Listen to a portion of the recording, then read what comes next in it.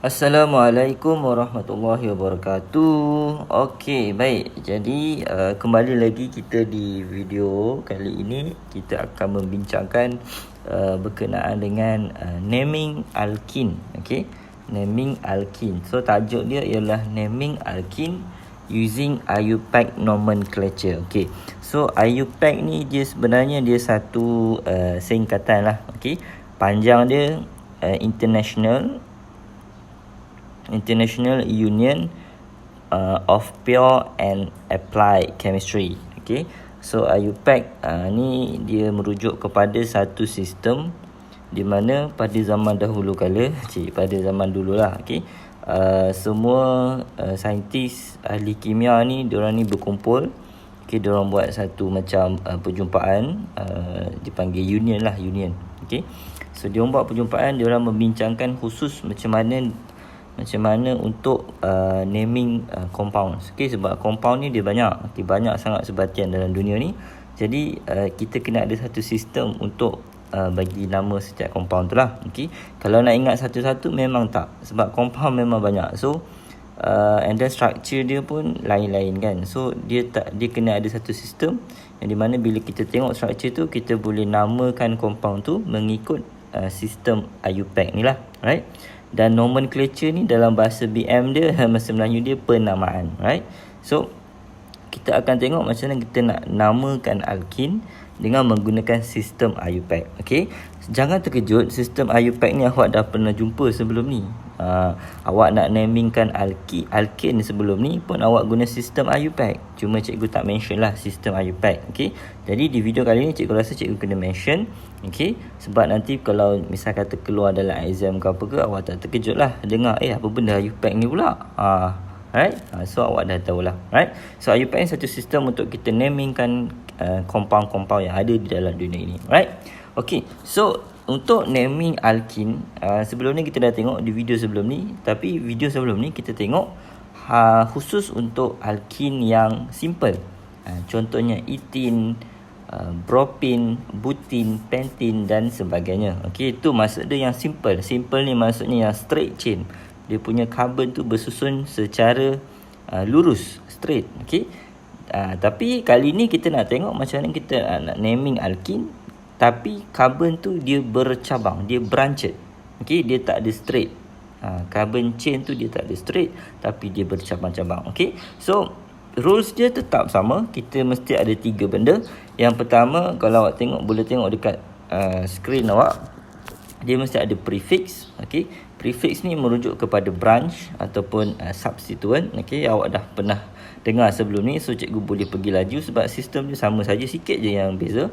Prefix, stem dan juga suffix. Okey, prefix sama. Prefix ni maksudnya kita nak namingkan dia punya branch ataupun substituent, and then bagi dia punya position. Okey, stem merujuk kepada number of carbon, kalau 2 each, kalau 3 prop, so awak dah hafal. Dan suffix ialah ending dia. Okey, disebabkan ni kumpulan alkene, maka dia punya suffix dia akan jadi ene.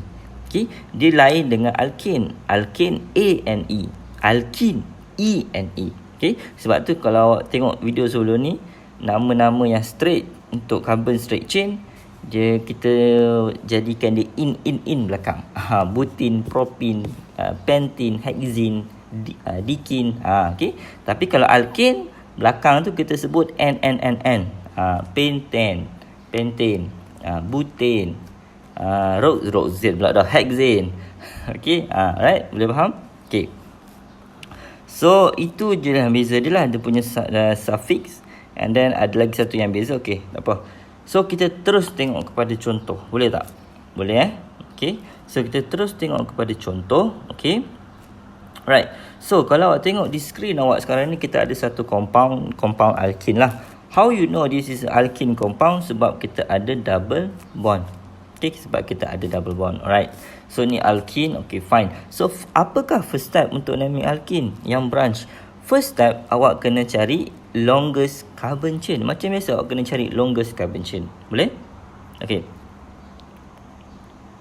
Okay, so kalau awak tengok di skrin awak ni, di gambar, di structure ini, okay, dia punya longest dia ialah yang ini. Okay, betul tak? Ada berapa tu? Ada 5. Betul? Okey, ada 5. Tapi mungkin ada students yang dia tak nampak macam tu. Dia nampak macam ni. Yang ni berapa? 1, 2, 3, 4, 5 pun 5 juga. Tak ada masalah. Okay, awak nak pakai yang straight tadi boleh. Nak pakai bengkok macam ni pun boleh. Tak apa, tak ada masalah. Okay, so apa kita pakai yang straight. Senang nak nampak. Okay, so first step settle. First step cari longest carbon chain. So kita dah jumpa longest carbon chain ada 5 carbon. Okay, ada 5 carbon, fine. Second step apa? Second step kita kena tentukan branch ataupun substituent. Okay, so di manakah substituent kita? Okay, what is substituent ataupun branch ialah satu kumpulan yang melekat dekat kita, yang bond ataupun yang attach dekat kita punya longest carbon chain tu. Okay, so in this case kita punya branch ataupun substituent ialah yang ini. Okay, and then kita kena bagi nama lah dekat substituent tu. Okay, dekat branch tu. So macam mana kita nak naming? Okay, kita tengok kepada carbon ni lah. Carbon untuk branch tu ada berapa? Ada 1. So bila 1, maka nama dia ialah methyl. Okay, ingat branch dia mesti belakang dia YL. Yang depan ni meth is ni ikut bilangan carbon tu lah. Okay, so nama branch kita ialah methyl. Okay, fine, settle. Next, apa lagi seterusnya? Yes, kita kena buat numbering carbon. Okay, so first kita dah ada longest carbon chain. Kita dah kenal pasti apakah branch dia. Next, kita kena bagi kena bagi numbering. Okay, numbering untuk kita punya carbon chain tu. Right, so awak nak start numbering daripada mana? Kanan ke kiri? Okay, awak nak start numbering daripada mana? Kanan ke kiri? Okay, so untuk numbering longest carbon chain untuk alkene, okay, awak kena consider double bond. Okay, awak kena consider double bond. Okay, kalau macam alkane sebelum ni, okay, awak kena consider kumpulan branch. Okay, maksudnya branch tu dia mesti lowest position. Okay, contoh dia tak apa. Cikgu ni balik. Okay, kejap. Okay, so ini alkane Okay, ini kita ulang kaji balik sebab cikgu nak kaitkan. Okay, nak bagi awak nampak dia punya gambaran tu. Okay, ini alkane. So kalau macam ni kita nak numbering, kita mesti numbering daripada kanan. 3, 4, 5. Sebab bila kita numbering daripada kanan, kumpulan methyl ni dia duduk pada position nombor 2. Okay, tapi kalau kita numbering daripada kiri, okay, kita punya branch ni, methyl ni dia akan duduk pada position nombor 4. Okay, dan rules dia, branch dia mesti duduk pada lowest position. So kita kena start numbering daripada kanan. Barulah methyl ni duduk pada carbon nombor 2. Okay, itu alkane. Okay, yang itu alkane. Untuk alkene, kumpulan alkene. Okay, untuk kumpulan alkene, awak kena consider double bond. Okay, double bond ni dia mesti duduk pada lowest position. Mesti duduk pada kedudukan yang terendah. Okay, alright, tak apa, cikgu tunjuk. Okay, kalau awak numberingkan daripada kiri. Okay, so ni carbon nombor 1, carbon nombor 2, nombor 3, nombor 4 dan nombor 5. Okay, boleh? Alright, so kalau awak numberingkan daripada kiri, okay, double bond akan duduk pada carbon nombor 2. Okey, macam mana nak tahu kedudukan double bond? Okey, awak tengok carbon. Okey, double bond ni maksudnya awak tengok pada carbon yang sebelum double bond tu. Boleh faham tak? Boleh faham tak? Okey, dia macam ni. Kalau awak numbering daripada kiri, kan, awak numbering daripada kiri, kita numbering daripada sini. So first carbon yang kita jumpa yang ini, second yang ini. Lepas carbon yang ni, tak, sebelah dia ada double bond. So double bond tu dia duduk pada position carbon nombor 2, nombor carbon sebelum dia. Bukan yang ini. Okey, sebelum dia yang ni. Okey, so that's why cikgu cakap double bond kalau kita numbering daripada kiri, dia duduk pada position carbon nombor 2. Boleh? Boleh faham? Boleh faham? Okey, boleh Alright. Okey, tu settle. And then methyl, okay, so methyl macam biasa, methyl, kedudukan methyl pada nombor 4, so dia akan jadi 4 methyl. Okay, 4 methyl. Boleh? Boleh. Alright. Okay, awak tak boleh numbering daripada kanan. Kenapa tak boleh? Sebab kalau awak numberingkan daripada kanan, Okey. 1, 2, 3, 4, 5. Kalau kita numberingkan daripada kanan, double bond ni dia duduk pada carbon nombor 3. Okey. Maksudnya awak numbering, awak jumpa carbon yang ni, sebelah carbon ni ada double bond. So double bond tu dia bond pada carbon nombor 3. Okey. So tak boleh sebab dia tinggi.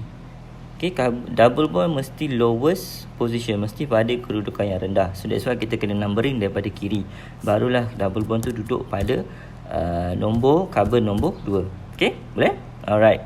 So next, kita dah ada semua maklumat yang kita perlukan.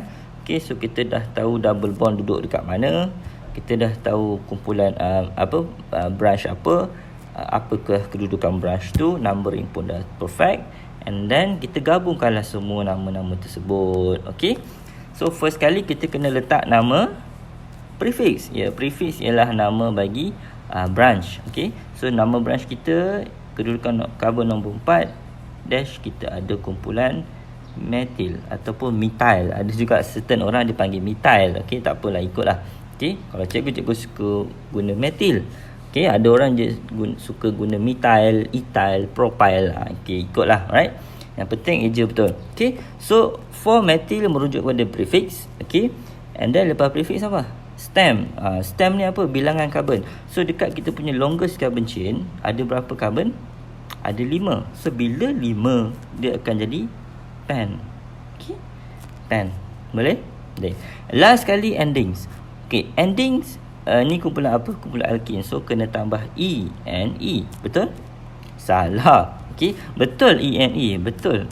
Okey, betul yang ni. Tapi kita kena includekan kedudukan double bond di dalam nama. Okey. So kedudukan double bond pada carbon nombor 2. Okey. So sebelum awak tulis E and E ini, awak kena tulis kedudukan double bond. So kedudukan dia nombor 2. So dash 2 dash E and E. Okay, so nama dah kena di 4 methyl pentuin. Pentuin. Okay, so 2 ni merujuk kepada double bond. Okay, kedudukan double bond. 4 ni merujuk kepada kedudukan methyl. Boleh faham? Boleh faham? Boleh? Okay. Boleh? Okay, so itu satu contoh yang cikgu nak tunjuk. Okay, yang lain-lain lepas ni nanti kalau cikgu bagi soalan, cikgu bagi assignment, awak akan jumpa. Okay, awak akan practice daripada situlah. Okay, so conclusion dia untuk namingkan alkin, yang pertama mesti ada 3 benda tu lah: prefix, stem dan juga suffix ending. Okay, and then kena includekan kedudukan double bond, dan kena includekan juga kedudukan branch. Okay, double bond mesti duduk pada position yang terendah. Okay, okay, last cikgu nak tunjuk. Okay, katakan cikgu ada macam ni. Okay, cikgu tak tulis hidrogen ni tak apa nak jimat masa. Okay, so sini hidrogen lah, hidrogen.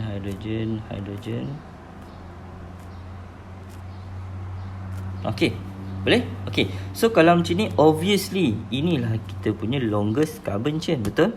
Okay, so kita nak start, ada tak branch? Tak ada branch. So ini straight chain. Straight yang biasa, yang lurus punya. Alright. So ada tak branch? Tak ada. Okay, tapi kita nak numbering carbon ni daripada mana? Carbon chain daripada mana? Daripada kanan ke daripada kiri? Okay, kalau kita numberingkan daripada kanan, okay, kita numberingkan daripada kanan. 1, 2, 3. Kalau kita numberingkan daripada kanan, double bond ni duduk pada carbon nombor 2. Betul?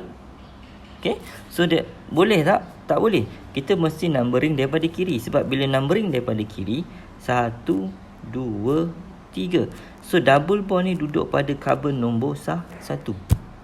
Okay, pada nombor 1. Okay, so bila nombor 1, okay, kalau kita namingkan dia, so ini 3 carbon. So prop, okay, tak ada branch, means tak ada tak ada ni lah, tak ada prefix. Alright, so prop 3 ini kumpulan apa? Kumpulan alkin. Okay, perlu tak awak tulis kedudukan double bond? Perlu. So double bond duduk pada carbon nombor 1 tadi. Okay, lepas kita numbering daripada kiri, so double bond duduk pada carbon nombor 1. So dia mesti prop dash 1 dash E and E. Okay, so dia jadi apa? Prop 1 in. Okay, tapi ingat, dalam chemistry satu kita tak tulis. So that's why satu ni kita boleh abaikan. Sebab itulah nama dia, nama dia akan jadi propin. Tapi yang sebenarnya propin ni ialah prop 1 in. Prop 1 in. Sama juga macam etin. Etin contoh ni etin senang sangat. Buten. 1 2 3 4. So kita mesti numbering daripada sini 1 2 3 4. Kita tak boleh numbering daripada kanan, sebab bila kita numbering daripada kanan 1 2 3. So double bond duduk pada carbon nombor 3 tak boleh, tinggi. Kalau kita numbering daripada kiri, double bond duduk pada carbon nombor 1. So bila 4, so dia akan jadi but 1 in. But 1 in. But 1 in. Tapi satu kita tak tulis. So that's why kita boleh abaikan, maka dia akan jadi butin. Satu tu kita tak mention. Tapi kalau lebih daripada 1, 2, 3 dan sebagainya, kita kena mention. Macam contoh yang atas ni lah, 4-methyl pentuin. Boleh? So that's all untuk video kali ini. So next kita akan tengok berkenaan dengan sifat-sifat alkin, chemical dan physical. So harapnya awak boleh catch up. Alright. So anything yang awak tak faham nak tanya, bolehkan, sila, tak ada masalah. Right. So sekian dahulu. Terima kasih sebab menonton. Have a nice day. Jaga diri, jaga kesihatan. So sekian. Assalamualaikum warahmatullahi wabarakatuh.